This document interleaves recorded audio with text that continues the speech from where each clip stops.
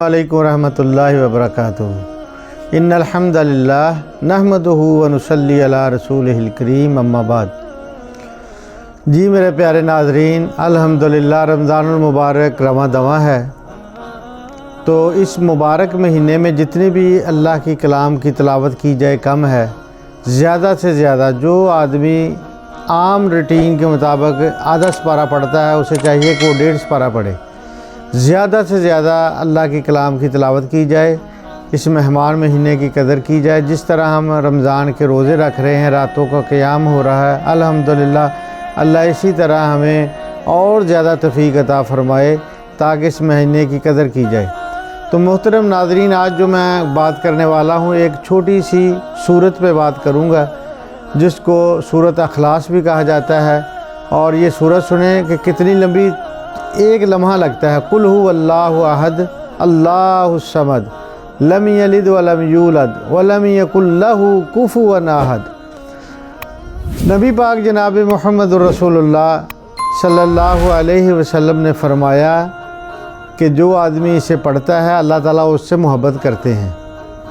میں نے حدیث پاک میں پڑھ رہا تھا، معاویہ بن معاویہ رضی اللہ تعالیٰ عنہ جب دنیا سے رخصت ہوئے نا، ایک معاویہ بن سفیان تھے، یہ معاویہ بن معاویہ رضی اللہ تعالیٰ عنہ، جب یہ فوت ہوئے تو نبی پاک صلی اللہ علیہ وسلم نے نماز جنازہ ادا کیا۔ نماز جنازہ ادا کرنے تو بعد جبرائیل آئے، نبی پاک صلی اللہ علیہ وسلم کے ساتھ مصافحہ کیا، تو رسول اللہ صلی اللہ علیہ وسلم نے فرمایا جبرائیل کیسے آئے ہو؟ تو جبرائیل علیہ السلام فرماتے ہیں کہ اللہ کے پیارے محبوب پیغمبر، ہم اس معاویہ کا جنازہ پڑھنے آئے ہیں۔ فرمایا میں اکیلا نہیں آیا، اللہ نے 70,000 فرشتے میرے ساتھ بھیجے، میں ایک لشکر کے ساتھ آیا ہوں۔ 70,000 نوری فرشتے معاویہ بن معاویہ رضی اللہ تعالیٰ عنہ کا جنازہ پڑھنے آئے ہیں۔ تو رسول اللہ صلی اللہ علیہ وسلم فرماتے ہیں کہ یہ اتنا بڑا لشکر کس لیے آیا، یہ کون سا عمل کرتا تھا؟ تو جناب جبرائیل بتاتے ہیں کہ اللہ کے محبوب پیغمبر، یہ معاویہ رضی اللہ تعالیٰ عنہ ہر وقت چلتے پھرتے اٹھتے بیٹھتے کاروبار کرتے کام کاج کرتے، ہر وقت قل هو اللہ کی تسبیح کیا کرتے تھے۔ تو دیکھیں کہ جو آدمی اس سے محبت کرتا ہے، اس سورت سے پیار کرتا ہے، بار بار پڑھتا ہے، اللہ کے نوری فرشتے جنازہ پڑھنے کے لیے آتے ہیں۔ اور ایک دفعہ نبی پاک صلی اللہ علیہ وسلم جا رہے ہیں ساتھ ابو ہریرہ رضی اللہ تعالیٰ عنہ، تو ابو ہریرہ رضی اللہ تعالیٰ عنہ ساتھ ساتھ جا رہے ہیں، تو نبی پاک صلی اللہ علیہ وسلم فرماتے ہیں واجبات واجبات، 3 مرتبہ فرمایا واجبات۔ تو رسول اللہ صلی اللہ علیہ وسلم جب یہ فرمایا تو حضرت ابو ہریرہ فرماتے ہیں، کہنے لگے یا رسول اللہ، یہ آپ واجبات کیوں کہہ رہے ہیں؟ تو نبی پاک صلی اللہ علیہ وسلم فرمایا کہ کیا آپ نے سنا نہیں کہ جو آدمی جا رہا تھا وہ قل هو اللہ پڑھ رہا تھا، تو اس لیے میں نے واجبات کہا کہ یہ عام جا رہا ہے لیکن یہ جنت کے دروازے کے لیے کھل رہے ہیں، یہ جنت کے راستے پہ جا رہا ہے، اس لیے کہ یہ قل هو اللہ سے پیار کرتا ہے، قل هو اللہ سے پیار کرتا ہے، اللہ اس سے پیار کرتا ہے۔ یعنی کہ جو آدمی قل هو اللہ پڑھتا ہے اللہ تعالیٰ اس سے محبت کرتے ہیں۔ بلکہ ایک مرتبہ رسول اللہ صلی اللہ علیہ وسلم فرماتے ہیں میرے صحابہ، آج میں نے 10 سپاروں کی تلاوت کرنی ہے، سب مسجد میں آ جائیں۔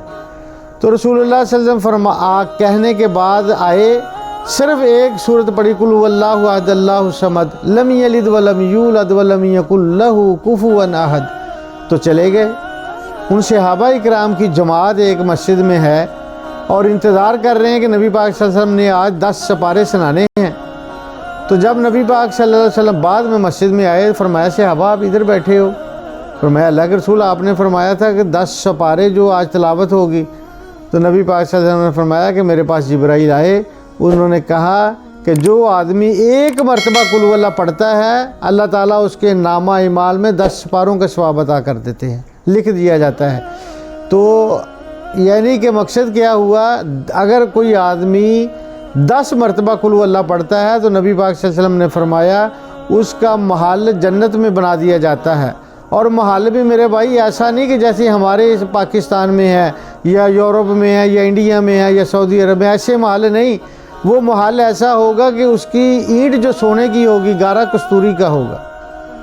الحمدللہ اس سورت سے پیار کیجئے، زیادہ سے زیادہ تلاوت کیجئے۔ جو آدمی اس سورت سے پیار کرتا ہے تو اللہ تعالیٰ اس کے ساتھ محبت اور پیار کرتا ہے۔ تو میرے محترم ناظرین، نبی پاک صلی اللہ علیہ وسلم نے فرمایا اپنے گھروں کو قبرستان مت بنائیں، یعنی کہ کیا مقصد؟ قرآن پاک کی تلاوت کی جائے گھروں میں۔ تو دعا ہے اللہ تعالی ہمیں قرآن پاک سے پیار کرنے دی توفیق عطا فرمائے، اور ہمارا جو دل ہے وہ قرآن پاک کے ساتھ جڑ جائے۔ تو محترم ناظرین، رمضان المبارک کا مہینہ ہے، میں ایک بات اور کر جوں، حضرت سعد رضی اللہ تعالیٰ عنہ نے نبی پاک صلی اللہ علیہ وسلم کی دعوت فرمائی کہ اللہ کے رسول صلی اللہ علیہ وسلم کو کہا کہ سرکار آج نے افطاری ہمارے گھر کرنی ہے۔ تو نبی پاک صلی اللہ علیہ وسلم ساتھ گئے، ابو ہریرہ رضی اللہ تعالیٰ عنہ اور کچھ ساتھی، تو افطاری کروائی، نبی پاک صلی اللہ علیہ وسلم افطاری کی، تو فرمایا کہ سعد آپ کے رزق سے نیکوکار لوگوں نے کھانا کھایا ہے۔ تو نبی پاک صلی اللہ علیہ وسلم نے کیا فرمایا کہ اللہ کے نوری فرشتے جو ہیں، اللہ کے نوری فرشتے آپ کے لیے دعائیں کر رہے ہیں مغفرت کی، رزق میں اضافے کی۔ یعنی کہ مقصد کیا ہوا، جو آدمی ایک دوسرے کی افطاری کرتے ہیں نا، کرتے ہیں ایک دوسرے کی، تو اللہ کے نوری فرشتے دعائیں کرتے ہیں اس آدمی کے لیے۔ اور یہ ضروری نہیں کہ افطاری میں جناب چکن پکوڑے ہوں، پکوڑے، سموسے، بریانی اور جناب کیا بہت سارے اہتمام آج کل کیا جا رہا ہے کہ جناب یہ فروٹ چاٹ ہے، یہ کریم چاٹ ہے۔ یہ ضروری نہیں کہ بہت زیادہ اہتمام کیا جائے۔ اللہ کے رسول صلی اللہ علیہ وسلم نے فرمایا کہ جس آدمی نے ایک کھجور کے ساتھ، صرف ایک کھجور کے ساتھ کسی مسلمان کی افطاری کروائی تو اللہ تعالیٰ اسے معاف کر دے گا۔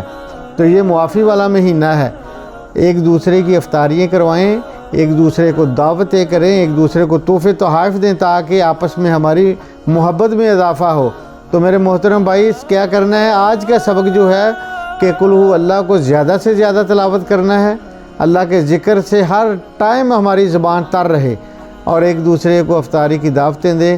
افطاری میں ضروری نہیں، لوگ تو بہت شوخیاں کرتے ہیں، بہت زیادہ دکھلاوے کرتے ہیں، اور کہا جاتا ہے جی فلاں آدمی نے تو کیا بات ہے، اس نے افطاری کیا کروائی، بڑے مجمع اکٹھا ہوا۔ میں کہتا ہوں ایک آدمی کی افطاری کروا دو صرف اللہ کی رضا کے لیے، تو اللہ تعالیٰ راضی ہو جائے گا۔ پانی کے ایک گھونٹ سے افطاری کروائیں۔ تو آپ نے کیا کرنا ہے؟ آج کا سبق کیا ہے؟ افطاریاں بھی ایک دوسرے کی ہم نے کروانی ہے، سحریاں بھی ایک دوسرے کی کروانی ہے، ایک دوسرے مسلمان بھائی نے دوسرے مسلمان بھائی کو تحفے بھی پیش کرنے ہیں، اور سب سے زیادہ اہم بات جو ہے اس مہینے میں قرآن پاک کی تلاوت زیادہ سے زیادہ کرنی ہے، کیونکہ اس مہینے میں ہی اللہ پاک نے اس قرآن پاک کو نازل فرمایا ہے۔ تو دعا ہے اللہ تعالیٰ میرا اور آپ کا حامی و ناصر ہو، اللہ تعالیٰ ہمیں عمل کرنے کی توفیق عطا فرمائے۔ السلام علیکم ورحمۃ اللہ۔